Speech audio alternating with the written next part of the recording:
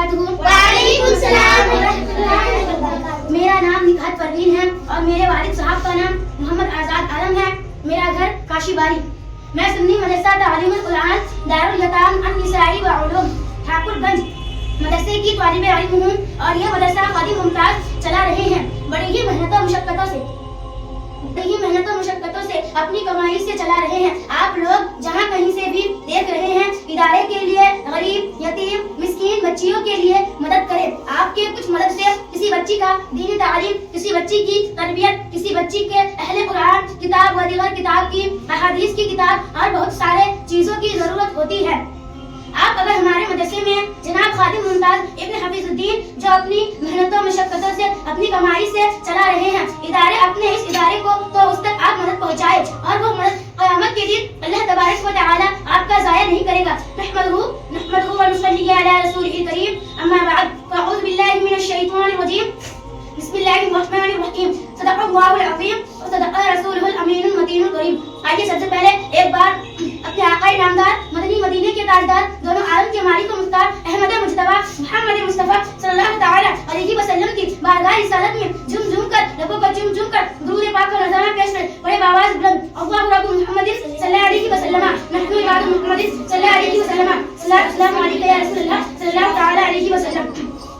मेरे बयान का मौजू है मर्द बच्चों का कत्ल आम। एक मर्तबा ऐसा हुआ, उसने जो खुदाई का दावा कर बैठा, अना रब्बुकुमुल आला, वो ये कहता मैं तुम्हारा रब हूँ, कोई और नहीं, मैं तुम्हें पालता हूँ। पूरी रियाया उसके कब्जे में थी, तो सारे लोगों के खाने पीने अखराजात सारी चीजें वो बादशाह संभालता। तो यूँ कहता मैं तुम्हारा रब हूँ, कोई और नहीं। अब इसकी सरकशी तुगयानी बहुत ज्यादा बढ़ गई। एक मर्तबा ऐसा कि फिरौन ने ख्वाब देखा। ख्वाब में उसने ये देखा कि एक सितारा आसमान से टूटकर उसके महल में गिरा और उसका महल उसकी आग से जल गया। ख्वाब में देखा था कि वो घबरा गया। सुबह काहिनों को बुलाया पूछने के लिए ख्वाब की ताबीर क्या हो सकती है। तो एक बड़े नजूमी ने कहा अनकरीब तुम्हारी सल्तनत में बनी इसराइल में से एक बच्चा पैदा होगा जो तुम्हारी सल्तनत को हिलाक कर देगा, तुम्हारी बादशाहत को खत्म करने का वही सबब बनेगा। तो उसने इस बात को यकीनी तौर पर ले लिया और फिर अमली तौर पर मैदान में यूं उतरा, ऐलान कर दिया कल से जो भी बच्चा पैदा होगा उसे जिंदा नहीं रखा जाएगा। लड़का पैदा हो तो कत्ल कर देता, लड़कियां पैदा हो तो जिंदा छोड़ देता। क्योंकि ख्वाब की ताबीर में नजूमियों ने ये बताया था कि कोई एक लड़का पैदा होने वाला है। कुरान में अल्लाह फरमाता है